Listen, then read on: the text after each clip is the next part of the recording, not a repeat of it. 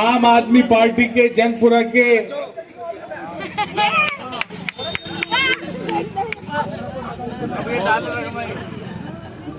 के विधायक परवीन कुमार जी मौजूद हैं। आम आदमी पार्टी की नेशनल लीडर जी मौजूद हैं। हमारे बीच में आदिल साहब, यहाँ के लोकप्रिय, क्या कह सकता हूँ, लोकप्रिय खादिम खिदमतगार जो आवाम की खिदमत करते हैं, इनके लिए जोरदार ताली बजाए। और पूरा संगठन मौजूद है। एक एक आदमी जो यहाँ मौजूद है वो आम आदमी पार्टी की मोहब्बत में और अरविंद केजरीवाल जी की मोहब्बत में जो उन्होंने काम किए हैं पिछले 10 साल में, आज उनसे लोग इतनी मोहब्बत करते हैं। ये आज जो आप सब लोग यहाँ इकट्ठे अरविंद केजरीवाल जी के लिए तो इकट्ठे हैं, है नहीं है?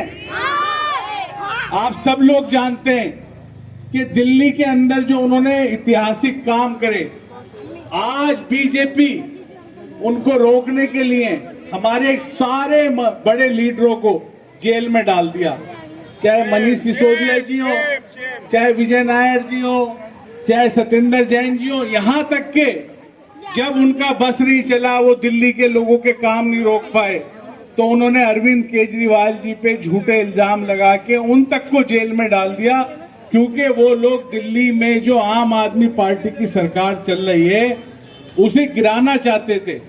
क्योंकि 22 स्टेट के अंदर बीजेपी की सरकार है, 23 में हो गई अब हरियाणा में होने के बाद, और एक स्टेट ऐसी नहीं है जहां बीजेपी अपने, जहां उनकी सरकार है, बिजली फ्री करके दिखाई हो। दिखाई है क्या? नहीं दिखाई। अरविंद केजरीवाल जी के मुकाबले काम कर ही नहीं सकते। एक स्टेट ऐसी नहीं है जहां पानी फ्री किया हो, एक स्टेट ऐसा नहीं है, एक राज्य ऐसा नहीं है जहां बीजेपी की सरकार है, जहां महिलाओं के लिए, हमारी बहनों के लिए बस में सफर फ्री किया हो। किया है क्या? एक स्टेट ऐसी नहीं है जहां तीर्थ यात्रा जैसी योजना लाए हो, नहीं है। एक स्टेट ऐसी नहीं है जहां गली गली मोहल्ला क्लिनिक बनवाए और फरिश्ते स्कीम, जो ऐतिहासिक स्कीम है आम आदमी पार्टी के अरविंद केजरीवाल जी की, वो स्कीम क्या है? अगर कोई आदमी यूपी में रहता हो, बिहार में रहता हो, बंगाल में रहता हो, मद्रास में रहता हो, कश्मीर में रहता हो, यहाँ तक के अमेरिका जापान में रहता हो, अगर दिल्ली आता है और खुदा ना खास्ता उसके साथ कोई हादसा पेश आ जाता है, तो उसका इलाज कराने के लिए जो उसे अस्पताल लेके जाएगा उसको तो फरिश्ते का सर्टिफिकेट मिलेगा और 2000 रुपए मिलेंगे, और उस शख्स के इलाज में 1 रुपए से लेके 1 करोड़ रुपए तक का जितना खर्चा आएगा उसे अपने घर की तरफ, अपने स्टेट की तरफ, अपने मुल्क की तरफ देखने की जरूरत नहीं है। अरविंद केजरीवाल सरकार उसका पूरा का पूरा खर्चा उठाएगी। ये स्कीम है अरविंद केजरीवाल की। आज मैं आप लोगों के बीच में आया हूं, हमारे सारे लीडर, सारे एमएलए, सारे मंत्री, एक एक कार्यकर्ता जनता के बीच में जा रहे हैं, अरविंद केजरीवाल जी का संदेश लेके जा रहे हैं। उन्होंने जो चिट्ठी लिखी है उसको लेकर जा रहे हैं। बीजेपी ने पूरी कोशिश की, इतनी कोशिश की कि अरविंद केजरीवाल जी को झूठे इल्जाम लगा के जेल भेज दिया, लेकिन अरविंद केजरीवाल जी ने इतिहास बना के दिखाया है, हिंदुस्तान को नहीं पूरी दुनिया को। उन्होंने जेल में रहकर सरकार चला के दिखाई, इस्तीफा नहीं दिया।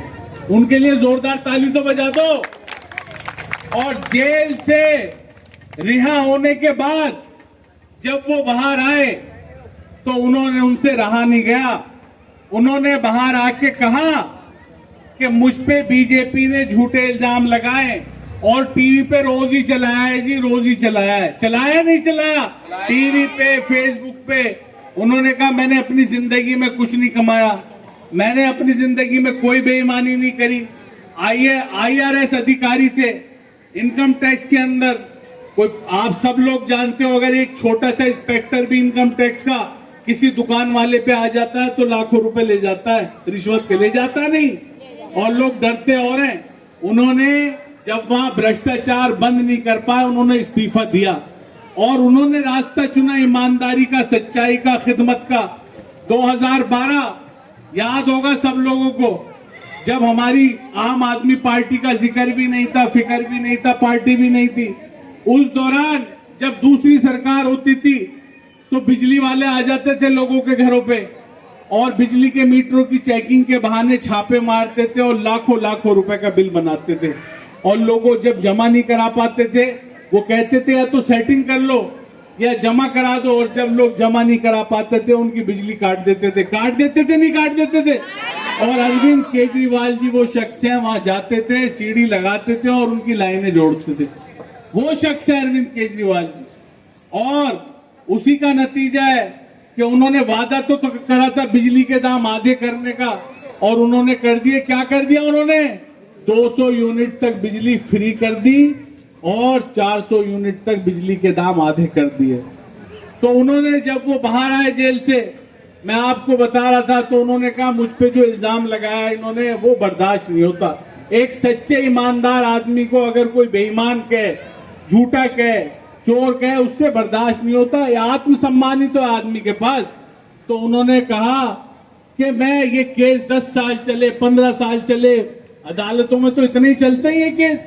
उन्होंने कहा मैं जब तक बीजेपी वालों ने मुझ पे इल्जाम लगाया, जब तक अब मेरी जनता, मेरी दिल्ली की आवाम जिसने मुझे ईमानदारी पे चुन के भेजा था, सच्चाई पे चुन के भेजा था, जिनकी मैंने खिदमत की है, जब तक मैं उनकी अदालत में जाऊंगा, इलेक्शन आ रहे हैं, अगर वो मुझ पे समझते हैं कि मैं ईमानदार हूं, सच्चा हूं और उनका सेवक हूं, उनका खादिम हूं, अगर वो मुझे फिर चुन के भेजेंगे तो इस कुर्सी पे बैठूंगा मुख्यमंत्री की, वरना मुझे कोई लालच नहीं है। उन्होंने रिजाइन देने का काम करा और दिल्ली वालों के काम ना रुके, इसलिए आतिशी जी को मुख्यमंत्री बनाया उन्होंने। लोग कहते थे कि अपने घर से मुख्यमंत्री बना देंगे, अपनी वाइफ को बना देंगे, किसी भाई को बना देंगे, किसी रिश्तेदार को बना देंगे।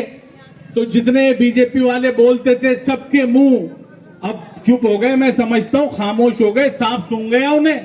आज किसी के पास कोई जवाब नहीं है। उन्होंने इतिहास कायम करा, ना तो अपने परिवार से किसी को लाए, ना अपने रिश्तेदार को लाए, ना अपने दोस्त को लाए। उन्होंने एक पार्टी की आम कार्यकर्ता को मुख्यमंत्री बनाने का काम करा। ये एक इतिहास है। और इस्तीफा तो वो ये कहते हैं कि मैं अपनी जेब में रख के चलता हूं, और मुख्यमंत्री का लालच नहीं है। मंत्री मुख्यमंत्री बनने नहीं आए थे हम आए थे राजनीति बदलने, हम आए थे ईमानदारी से सरकार चलाने के लिए, हम आए थे व्यवस्था बदलने के लिए, जो सरकार में रिश्वतखोरी की व्यवस्था है उसको खत्म करने के लिए। तो उसी रास्ते के ऊपर आज अरविंद केजरीवाल जी चल रहे हैं। और आज हम सब लोग आपके निजामुद्दीन, बस्ती निजामुद्दीन के अंदर पहुंचे और इस कारवां को आगे बढ़ाएंगे अरविंद केजरीवाल जी के, जो उन्होंने अपनी आवाम के लिए, अपने लोगों के लिए खत लिखा है, उसको घर घर तक पहुंचाने के लिए आज का ये प्रोग्राम है। तो मैं चाहूंगा आप लोग सब भी हमारे और अरविंद जी के इस कारवां को आगे बढ़ाएं, क्योंकि मैं निजामुद्दीन दरगाह है यहाँ पर पास आया हूँ, हजरत ख्वाजा निजामुद्दीन औलिया रहमतुल्लाह अलैह का उर्स चल रहा है, उर्स मुबारक। तो इसकी भी मैं आप सब लोगों को बहुत बहुत मुबारकबाद पेश करता हूँ। शुक्रिया, अस्सलाम वालेकुम।